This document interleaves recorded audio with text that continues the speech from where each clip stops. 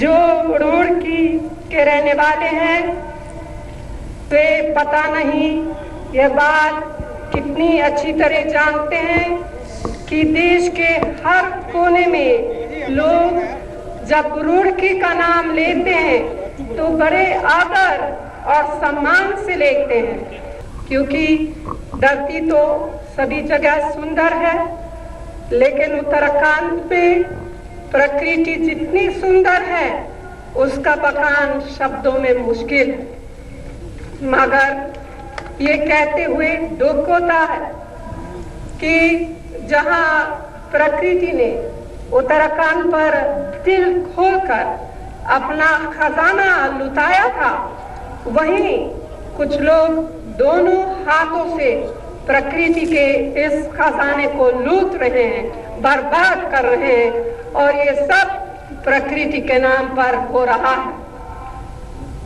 प्रगति का विरोध तो कोई नहीं करेगा। अगर प्रगति का मतलब है लोगों के पास रोजी रोजगार हो, राज्य में सड़कें हो, बिजली हो, हर बच्चे को स्कूल और अच्छी शिक्षा मिल सके, हर परिवार को इलाज की सहूलियत हो, हर एक को अपना अधिकार मिल सके, वह किसान हो, दलित हो, पिछड़ा हो, महिला हो, अकलियत हो, हर एक को पूरी इज्जत के साथ उसका हक मिले। लेकिन अगर प्रगति का मतलब कोई ये निकाले कि उत्तराखंड की जमीन, मिट्टी, पानी, पहाड़ियों प्रगति के नाम पर कौड़ियों में गैर जरूरी लोगों को बेच दी जाए या तो फिर ठेके पर दी जाए, तो ये प्रगति नहीं है। उत्तराखंड के साथ सिर्फ धोखा है, और मुझे कहने की जरूरत नहीं है, आप सब अच्छी तरह जानते हैं कि पिछले कई वर्षों से यह धोखा उत्तराखंड के लोगों को दिया जा रहा है।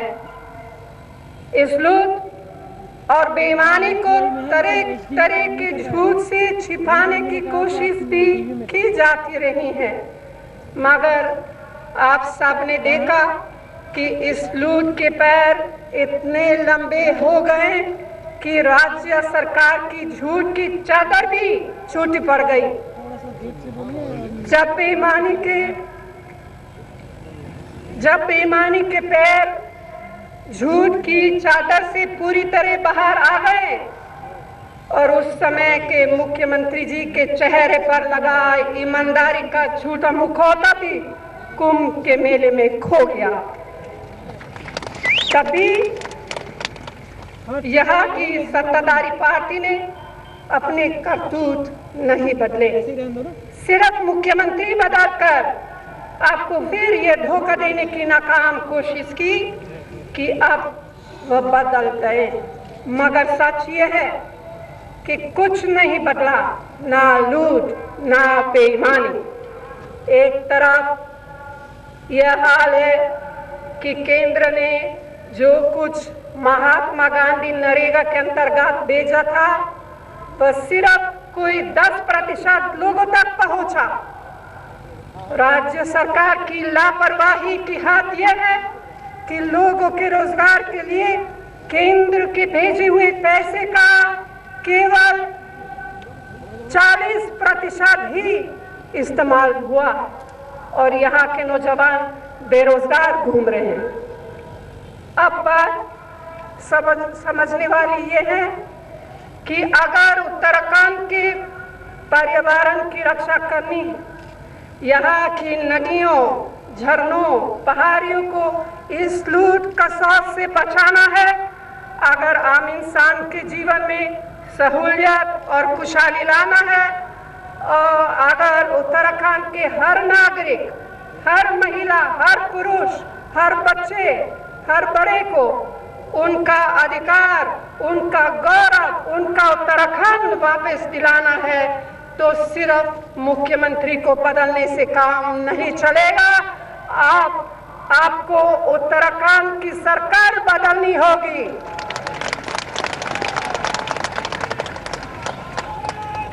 आपको अगर उत्तराखंड पर छाए हुए ये खतरे के बादल हटाने हैं तो भाजपा को ही हटाना होगा।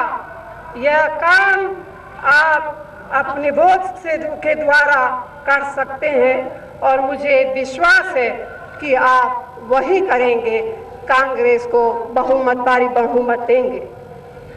बहनों और भाइयों, हमारी केंद्र सरकार समाज के सभी वर्गों के हित में बहुत काम किया है और कर रही है।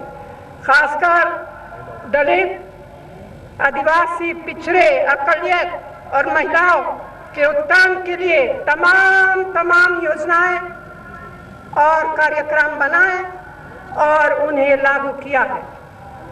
राजीव गांधी ग्रामीण विद्युतीकरण योजना, जिससे हर गांव, हर घर को बिजली मिलनी चाहिए, मिलती है। जवाहरलाल नेहरू शहरी नवीनीकरण मिशन के माध्यम से आवास, पानी, सड़क जैसी बुनियादी जरूरतें पूरी होती है। ग्रामीण स्वास्थ्य योजना के द्वारा गांव-गांव में लोगों को इलाज और स्वास्थ्य संबंधी दूसरी सुविधाएं उपलब्ध होती है। पेयजल मिशन, प्रधानमंत्री ग्राम सड़क योजना, स्कूलों के बच्चों को दोपहर का भोजन, 14 साल तक के बच्चों को अनिवार्य और मुफ्त शिक्षा का अधिकार, अकलियत बच्चों खासकर लड़कियों के लिए वजीफा, अकलियतों के लिए अलग से मंत्रालय और सचार आयोग की सिफारिशों पर अमल, महिलाओं के लिए स्वयं सहायता समूह का गठन, कम ब्याज पर कर्ज जैसे कुछ मिसालें हैं। यहाँ की सरकारें जनता के देश में जहाँ सरकारें जनता के प्रति जागरूक है, वहाँ के भाई बहनों को उनका फायदा खूब मिल रहा है, उनकी जिंदगी में खुशहाली आ रही है। लेकिन उत्तराखंड की सरकार की उदासीनता के कारण अब सबको इनका फायदा नहीं मिला। हमने उत्तराखंड के विकास का हमेशा खास ध्यान रखा है। आज उत्तराखंड में जो कुछ दिखाई दे रहा है वह कांग्रेस की सरकारों ने ही दिया है। IIT, IIM, central university, hotel management जैसे संस्थान, ऋषिकेश में एम्स का निर्माण, ऋषिकेश से कर्णप्रयाग के लिए रेल लाइन का शिलान्यास जैसे कुछ मिसालें हैं।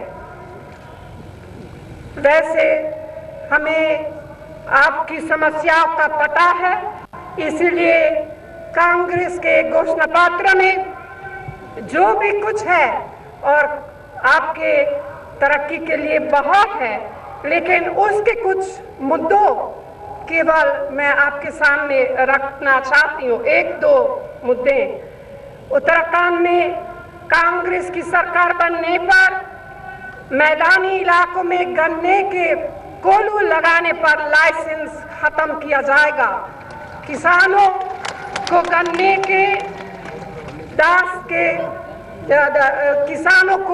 के दाम के तुरंत भुगतान की व्यवस्था भी की जाएगी। प्रदेश में अकलियत मंत्रालय तथा उर्दू फारसी बोर्ड का गठन किया जाएगा और मदरसों में सरकारी खर्च पर छात्रों को कंप्यूटर की पढ़ाई कराई जाएगी और छात्रों को IIT, पॉलिटेक्निक और तकनीकी संस्थानों में मुफ्त ट्रेनिंग की जाएगी। हरिद्वार, हेमकुंड, कल्याण शरीफ मेले को राज्य स्तरीय मेले की मान्यता दी जाएगी और अलग बजट का प्रावधान किया जाएगा। तो भाइयों और बहनों, हम इसी तरह के काम सभी के लिए, हर वर्ग के लिए, खासकर किसानों के लिए और आगे बढ़ाना चाहते हैं, जिससे आपके इस खूबसूरत प्रदेश के विकास के साथ साथ आप सबके जीवन में भी उत्थान हो खुशहाली आए और देश के दूसरे राज्यों के साथ कदम से कदम मिलाकर उन्नति करे। इसलिए मेरा आपसे निवेदन है कि चुनाव के दिन अपना एक एक वोट कांग्रेस के सभी उम्मीदवारों को देकर उन्हें भारी बहुमत से जिताए और उत्तराखंड उत्तराखंड की खुशहाली अपनी भूमिका निभाए।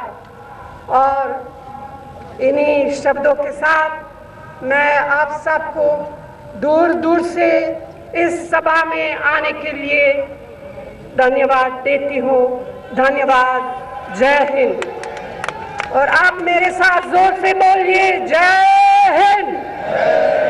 और जोर से जय हिंद। जय हिंद। धन्यवाद।